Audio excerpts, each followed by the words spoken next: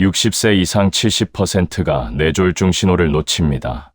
극심한 두통을 그냥 넘기면 절대 안 됩니다. 단 5분만 늦어도 평생 반신불수입니다. 안녕하세요. 저는 38년간 신경과 전문의로 일해온 의사입니다.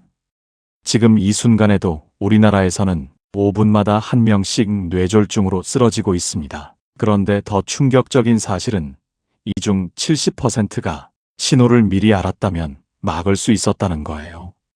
여러분 최근 극심한 두통이나 뒷목 뻐근함이 있으셨나요? 그게 마지막 경고일 수 있어요. 오늘 골든타임을 놓치지 않는 3가지 신호와 응급대처법을 모두 알려드리겠습니다. 이 영상이 여러분과 가족의 생명을 구할 거예요. 지금 구독과 알림 설정을 해주시고 가족과 지인들에게 꼭 공유해주세요. 53세 초등학교 교사였던 최서연 씨를 처음 만난 날을 기억해요. 안타깝게도 저희 병원에 오셨을 때는 이미 너무 늦은 상태였어요. 서연 씨는 평소 건강에 큰 문제가 없었던 분이었어요. 가끔 두통이 있었지만 진통제로 쉽게 나아지는 정도였거든요. 어느 날 오전 갑자기 머리를 망치로 내려친 듯한 극심한 통증이 찾아왔어요. 서연 씨는 가까운 종합병원 응급실로 갔어요. 응급실은 주말 오전이라 매우 붐볐어요. 대기하는 동안 가방에 있던 진통제를 먹었고 증상이 나아진 것처럼 느껴졌어요. 1시간 후 응급실 의사 선생님이 물었습니다. 어디가 불편하세요? 서연 씨는 이렇게 대답했어요. 머리가 아파서 왔었는데요.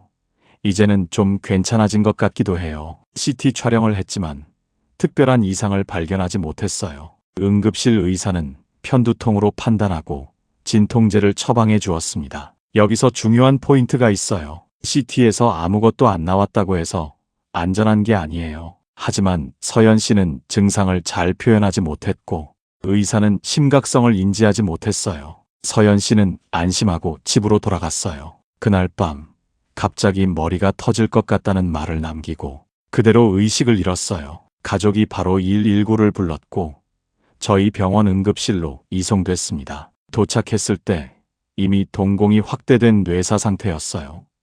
뇌동맥류 파열로 인한 지주막 하출혈, 뇌 전체가 피로 가득 차 있었어요. 뇌압이 너무 높아 수술조차 시도할 수 없었습니다. 결국 서연 씨는 이틀 후 세상을 떠나셨어요. 장례식장에서 남편분을 만났습니다. 남편분이 이렇게 말씀하셨어요.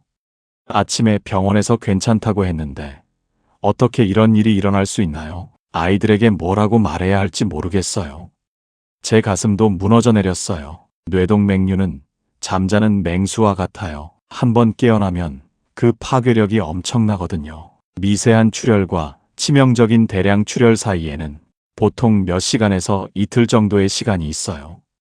의학 용어로 경고출혈이라고 부르는 시기예요. 이 시기를 놓치면 10명 중 7명은 돌이킬 수 없는 상태가 돼요.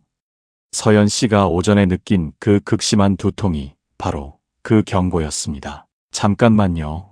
여기서 중요한 질문을 드리겠습니다. 서연 씨는 왜 살 수 없었을까요? 단 한 가지만 달랐더라면 지금도 건강하게 살아계실 수 있었어요. 지금부터 들려드릴 이야기가 바로 그 답이에요. 73세 이태준 어르신은 은퇴 후 건강관리에 신경 쓰시던 분이었어요. 매일 아침 자전거를 타는 습관을 가지고 계셨거든요. 어느 날 아침 갑자기 뒤통수를 강하게 얻어맞은 듯한 극심한 통증을 느꼈어요. 어르신은 평소 건강 프로그램을 즐겨보던 분이었어요. 벼락 두통에 대해 봤던 내용이 기억났습니다. 자신의 증상이 방송에서 경고했던 것과 정확히 일치한다는 걸 직감하셨어요. 부인에게 이렇게 말씀하셨어요. 여보, 지금 당장 신경외과 있는 큰 병원으로 가야 해. 이건 평생 처음 겪는 두통이야. 저희 병원 응급실에 도착했을 때 어르신이 한 첫마디가 지금도 기억납니다. 머리가 터질 것 같아요. 오늘 아침 갑자기 뒤통수에 쇠망치로 맞은 것 같은 충격이 왔는데 이게 벼락 두통이 맞나요? 저는 즉시 상황의 심각성을 알아챘습니다. 이분은 자신의 증상을 정확하게 표현하고 계셨거든요. 3가지 핵심 단어가 있었어요. 평생 처음, 극심한, 벼락 두통. 뇌 CT 검사를 먼저 했어요. 결과는 음성이었어요. 하지만 저는 어르신의 표현이 전형적인 벼락 두통이라는 걸 알았어요. CT에서는 아무것도 안 나왔지만 증상이 너무 전형적이에요. 혹시 모르니 뇌척수액 검사를 해봐야겠습니다. 저는 즉시 요 추천자를 시행했습니다. 그 결과 뇌척수액에서 혈액 성분이 발견됐어요. 이어서 뇌혈관 CT를 찍었더니 동맥류가 발견됐고 미세한 출혈이 막 시작된 상태였어요. 의학적으로 경고 출혈 단계였죠. 어르신은 그날로 입원해서 바로 응급수술을 받았습니다. 7시간에 걸친 긴 수술이었지만 다행히 성공적으로 끝났어요. 현재는 아무런 후유증 없이 손주들과 여행도 다니며 건강하게 지내고 계세요. 어르신은 저에게 종종 감사 인사를 전하시는데 사실 그분의 생명을 구한 건 2가지였어요. 첫째, 평소 쌓아둔 건강지식, 벼락 두통이 무엇인지 얼마나 위험한지 알고 계셨어요. 둘째, 자신의 증상을 정확하게 표현한 것, 평생 처음 겪는 극심한 두통이라는 표현 덕분에 저는 즉시 심각성을 알아챌 수 있었어요. 이 2사례에서 배울 수 있는 교훈은 명확해요. 평소와 전혀 다른 극심한 두통, 특히 벼락 두통이라 불리는 평생 겪어보지 못한 강도의 두통은 절대 가볍게 여겨서는 안 됩니다. 자신의 증상을 어떻게 표현하느냐가 생사를 가를 수 있습니다. 연구에 따르면 벼락 두통 환자 10명 중 3명은 뇌동맥류 출혈이에요. 즉시 신경외과가 있는 병원으로 가서 정밀 검사를 받아야 합니다. 세 번째로 들려드릴 이야기는 62세 한지혜 씨의 이야기입니다. 그분이 처음 제 진료실을 찾은 날 이렇게 물으셨어요. 선생님, 머리를 책상에 기대고 있어도 될까요? 지혜 씨의 증상은 매우 독특했어요. 누워있으면 두통이 완전히 사라지는데 앉거나 서면 견딜 수 없는 통증이 찾아왔거든요. 이미 3개월 동안 4군데 병원을 다녔고 MRI도 2번 찍었지만 원인을 찾지 못한 상태였어요. 여기서 많은 분들이 궁금해하실 수 있어요. 두통은 다 똑같은 거 아닌가요? 아니에요. 두통의 패턴이 진단의 핵심이에요. 저는 즉시 저합성 두통을 의심했습니다. 이 질환은 뇌척수액이 척추 어딘가에서 새어나가 뇌가 두개골 안에서 제대로 떠있지 못하고 가라앉으면서 생기는 두통이에요. 일반 두통과 정반대 양상을 보여요. 누우면 좋아지고 일어서면 악화되거든요. 특수 MRI 검사를 통해 허리 척추에서 뇌척수액이 새는 것을 확인했고 경막외 혈액 패치 시술을 시행했습니다. 환자 본인의 혈액을 척추에 새는 부위 근처에 주입해서 구멍을 막는 시술이죠. 시술은 30분 정도 걸렸어요. 시술이 끝나자마자 지혜 씨의 얼굴이 환해졌어요. 정말로 거짓말처럼 두통이 사라졌어요. 3개월의 악몽이 드디어 끝났네요. 지혜 씨의 눈에서 기쁨의 눈물이 흘러내렸어요. 다음 날 진료실에 오셨을 때는 3개월 만에 처음으로 고개를 똑바로 들고 걸으셨습니다. 이런 증상이 있다면 반드시 신경외과 전문의에게 상담받으시길 권합니다. 여기서 잠깐 여러분께 질문 하나 드리겠습니다. 지금 자신의 혈압이 얼마인지 아세요? 이 질문에 바로 답하지 못하신다면 여러분은 지금 위험합니다. 오늘 알려드리는 이 내용이 여러분의 생명을 구하는 첫 번째 숙제가 될 겁니다. 뇌졸중 예방에서 가장 중요한 것은 고혈압 관리예요. 뇌졸중 환자 10명 중 8명 이상이 고혈압을 가지고 있거든요. 고혈압은 혈관에 지속적으로 높은 압력을 가해 혈관벽을 약화시키고 결국 파열이나 막힘으로 이어질 수 있어요. 64세 중소기업 대표였던 강민호 씨는 건강검진에서 고혈압 진단을 받고 저희 병원을 찾아왔습니다. 수축기 혈압이 170으로 상당히 높은 수치였어요. 강민호 씨는 고혈압약 복용을 주저하셨어요. 운동과 체중 감량만으로 해결하고 싶다고 하셨거든요. 많은 환자분들이 이런 생각을 하십니다. 그때마다 저는 이렇게 설명해요. 운동과 체중 감량은 당연히 하셔야 해요. 하지만 그것만으로는 지금 당장의 위험을 막기 어려워요. 혈압이 높다는 건 혈관이 24시간 내내 과도한 압력을 받고 있다는 뜻이에요. 풍선을 빵빵하게 부풀린 채로 몇 년간 두면 어떻게 될까요? 결국 터지거나 바람이 새요. 혈관도 마찬가지예요. 그런데 혈압은 조금만 낮춰도 효과가 크거든요. 예를 들어 혈압이 170이었다면 160으로만 낮춰도 뇌졸중 위험이 거의 절반으로 줄어들어요. 그래서 제가 제안을 드렸습니다. 일단 약으로 혈압을 안정시키면서 운동과 식단 관리도 같이 시작해 보라고요. 3개월 후 상태가 좋아지면 약을 줄이거나 끊는 걸 목표로 삼아보자고 말씀드렸어요. 민호 씨는 혈압약을 복용하면서 주 5일 퇴근 후 30분씩 빠르게 걷기를 시작하셨어요. 회식을 절반으로 줄이고 라면과 찌개를 멀리하며 체중도 5kg 감량하셨어요. 6개월 후 민호 씨의 혈압은 정상 범위로 안정됐고 약 용량을 절반으로 줄일 수 있었어요. 1년 뒤에는 혈압약을 완전히 끊을 수 있었습니다. 민호 씨는 이렇게 말씀하셨어요. 처음엔 평생 약 먹어야 한다는 게 너무 절망적이었는데 이렇게 끊을 수도 있다. 정말 기쁩니다. 요즘은 아내와 주말마다 등산 다니고 회사에서도 10년은 젊어졌다는 소리를 듣는다며 은퇴하고 손주들 봐주는 게 기대된다고 하셨어요. 고혈압약 복용을 두려워하지 마세요. 약으로 당장의 위험을 줄이면서 생활 습관 개선으로 장기적인 건강을 만드는 것이 최선의 전략입니다. 특히 60대 이상이라면 약물 치료와 생활 개선을 동시에 해야 해요. 제가 38년간 만난 환자분들을 분석해 봤어요. 고혈압을 잘 관리하시는 분들 중에도 한 가지를 착각하시는 분들이 많아요. 바로 영양제예요. 영양제만 먹으면 뇌졸중을 예방할 수 있다고 믿으시는 분들이 많은데요. 과연 그럴까요? 제 진료실에서 자주 받는 질문이 있어요. 선생님, 뇌에 좋은 영양제가 뭔가요? 얼마 전 75세 김순자 어르신이 진료실에 큰 쇼핑백을 들고 오셨어요.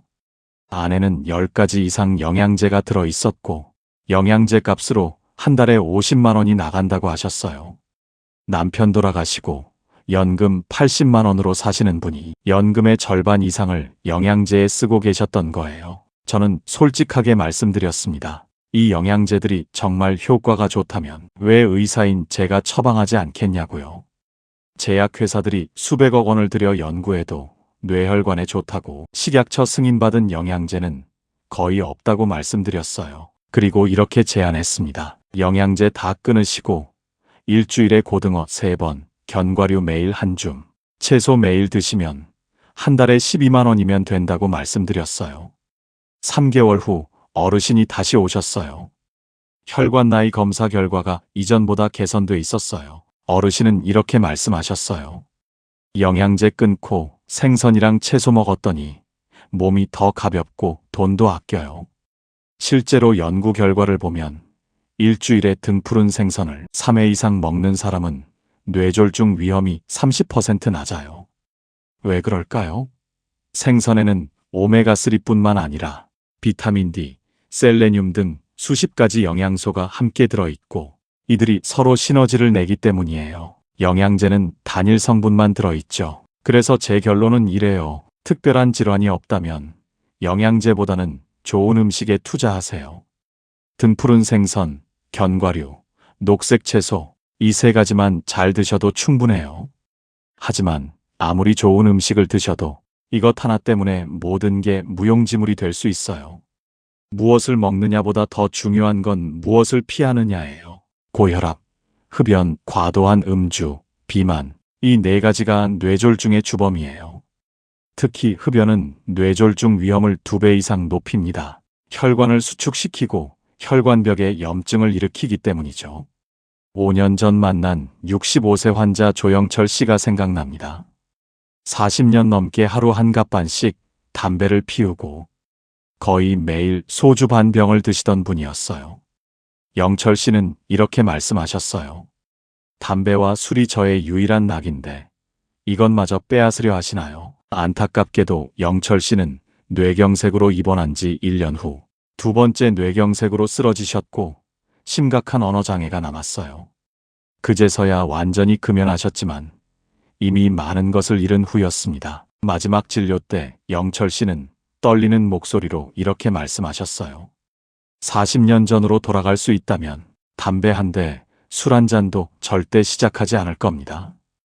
5번째 이야기는 82세 박영자 어르신의 이야기입니다. 어르신은 정년퇴직 후 혼자 사시는 분이었는데 6개월 전부터 갑자기 심한 어지럼증과 두통이 시작됐어요. 동네 병원 몇 곳을 다녔지만 나이 들면 다 그렇다는 말만 들으셨대요. 명절에 한국에 온 딸이 어머니 상태를 보고 깜짝 놀라 저희 병원에 모시고 오셨어요. 자세히 검사해 보니 뇌로 가는 목혈관인 경동맥이 70% 이상 좁아져 있었어요. 게다가 혈압도 180에 95로 매우 높았는데 나이 들면 혈압 높은 게 당연하다고 생각하고 약을 안 드시고 계셨어요. 저는 어르신께 말씀드렸습니다. 82세도 결코 늦은 나이가 아니고 치료하시면 충분히 좋아지실 수 있다고요. 좁아진 경동맥은 스텐트 시술로 넓혀드렸고 혈압약도 시작했어요. 시술 다음 날부터 어지럼증이 눈에 띄게 줄었어요. 한 달 후 외래 진료 때 어르신은 완전히 다른 모습이셨어요. 어르신은 이렇게 말씀하셨어요. 어제 6개월 만에 동네 복지관 노래교실 다녀왔어요. 제 나이에 무슨 치료가 되겠냐고 했던 제가 부끄럽네요. 많은 고령 환자분들이 나이가 많아서 치료해도 소용없다고 생각하세요. 하지만 이건 잘못된 생각이에요. 80세 이상 환자분들도 적절한 치료를 받으면 70% 이상에서 증상이 크게 개선돼요. 나이 들면 다 그런 거라고 포기하지 마세요. 80세든 90세든 적극적으로 검사받고 치료받으시면 삶의 질이 크게 달라질 수 있습니다. 지금까지 5분의 이야기를 들려드렸는데요. 비극적인 이야기도 있었지만 더 많은 분들이 조기 발견과 치료로 건강을 되찾으셨어요. 그리고 한 가지 더 말씀드리고 싶은 게 있어요. 뇌혈관 질환은 노년층만의 문제가 아닙니다. 젊다고 해서 절대 안심할 수 없어요. 마지막으로 제가 경험한 가장 놀라운 회복 사례를 들려드리며 마무리하겠습니다. 이 이야기에는 2개의 생명이 등장합니다. 둘 다 기적적으로 살아남았어요. 5년 전 38세 김희진 씨가 응급실로 실려왔습니다. CT 검사 결과 뇌동맥류 파열, 즉시 수술이 필요한 상황이었습니다. 그런데 수술 전 검사에서 아무도 예상하지 못한 사실이 밝혀졌어요. 희진 씨가 임신 6주였던 거예요. 본인도 남편분도 전혀 모르고 있던 상황이었어요. 저는 남편분께 솔직하게 말씀드렸습니다. 지금 당장 수술하지 않으면 부인의 생명이 위험하지만 수술 중 사용하는 약물과 마취가 태아에게 치명적일 수 있다고요. 남편분은 눈물을 흘리며 고개를 끄덕이셨어요. 아내를 살려주세요. 7시간의 긴 수술 끝에 동맥류를 차단했습니다. 수술은 성공적이었지만 뇌 손상이 광범위했어요. 수술 후 희진 씨는 17일 동안 깨어나지 못했어요. 그러다 눈을 뜨셨을 때 저희는 모두 안도했습니다. 그런데 더 놀라운 일이 있었어요. 정기 검사에서 아기가 여전히 건강하게 자라고 있었던 거예요. 수술과 약물에도 불구하고 말이에요. 희진 씨는 매일 재활 치료를 받으며 조금씩 회복해 나갔어요. 그리고 말씀하셨습니다. 이 아이가 저에게 살아야 할 이유를 줬어요. 뱃속 아이 생각에 절대 포기할 수 없었어요. 희진 씨는 건강한 딸을 출산했습니다. 지난해 희진 씨가 딸의 손을 잡고 외래 진료를 왔어요. 아이는 제게 그림 한 장을 건넸어요. 엄마와 자신이 손을 잡고 웃고 있는 그림이었어요. 그 순간 의사로서 느낄 수 있는 정말 큰 보람을 느꼈습니다. 이 이야기를 들려드리는 이유는 기적을 기대하라는 게 아니에요. 조기 발견과 신속한 대응이 얼마나 중요한지 말씀드리고 싶어서예요. 희진 씨가 살아남을 수 있었던 가장 큰 이유는 동료들의 신속한 대응이었어요. 만약 집에서 혼자 있을 때 쓰러졌다면 결과는 완전히 달랐을 겁니다. 뇌동맥류는 누구에게나 생길 수 있습니다. 하지만 조기 발견과 신속한 대응으로 생명을 구할 수 있어요. 여러분, 아무리 많은 돈이 있어도 건강을 잃으면 아무 소용이 없어요. 특히 뇌혈관은 한 번 손상되면 우리의 생각, 말, 행동 모두 달라질 수 있어요. 몸이 보내는 작은 신호를 놓치지 마시고 규칙적인 운동과 올바른 식습관, 그리고 정기 검진을 꼭 받으시기 바랍니다. 오늘 말씀드린 내용을 3가지로 정리하겠습니다. 첫째, 갑자기 찾아오는 극심한 두통, 특히 벼락 두통이 있다면 참지 말고 즉시 119에 전화하세요. 둘째, 혈압이 단 10만 낮아져도 뇌졸중 위험은 절반으로 줄어들어요. 지금부터라도 혈압 관리를 시작하세요. 셋째, 담배를 끊고 규칙적으로 운동하는 것만으로도 뇌졸중 위험을 크게 낮출 수 있어요. 이 세 가지만 지켜도 여러분의 뇌혈관 건강을 지킬 수 있습니다. 이 영상이 여러분과 가족의 생명을 구할 수 있어요. 절대 혼자만 보지 마시고 지금 바로 가족과 지인들에게 공유해 주세요. 오늘 영상 보시고 나도 관리 시작해야겠다 결심하셨나요? 결심하신 분들은 댓글로 시작이라고 남겨주세요. 함께 건강한 노후를 준비해 봅시다. 구독과 알림 설정도 잊지 말아주세요.